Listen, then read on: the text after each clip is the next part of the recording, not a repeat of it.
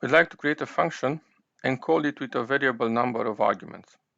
The function will just add some elements to an array for the sake of the demo. Let's just create here a new script, call it arguments.js, and define a function to add elements to an array.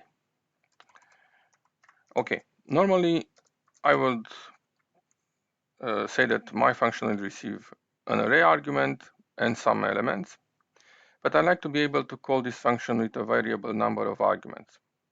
JavaScript provides a way to access the arguments, and this is the arguments object. Let's then create an alias for this arguments object. And let's say that the first argument would be the array. So I'll just take from my arguments array the first element.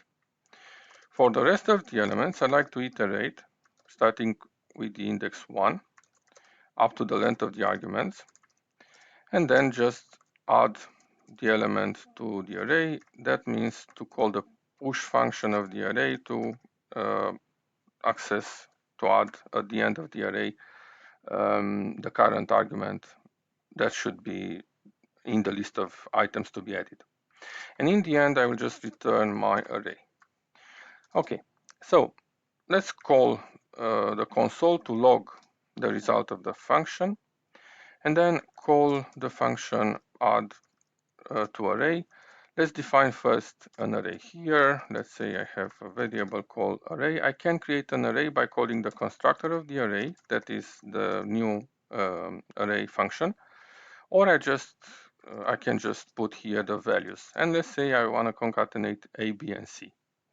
So I will just call my function with the array argument and some items to be added to the array. And in the end, I will join the result by comma separated in a list.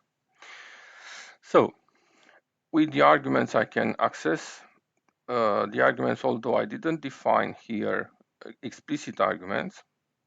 And I can assume that the first one is going to be the array, and the rest of the items, the rest of the arguments would be what I want to concatenate to the array.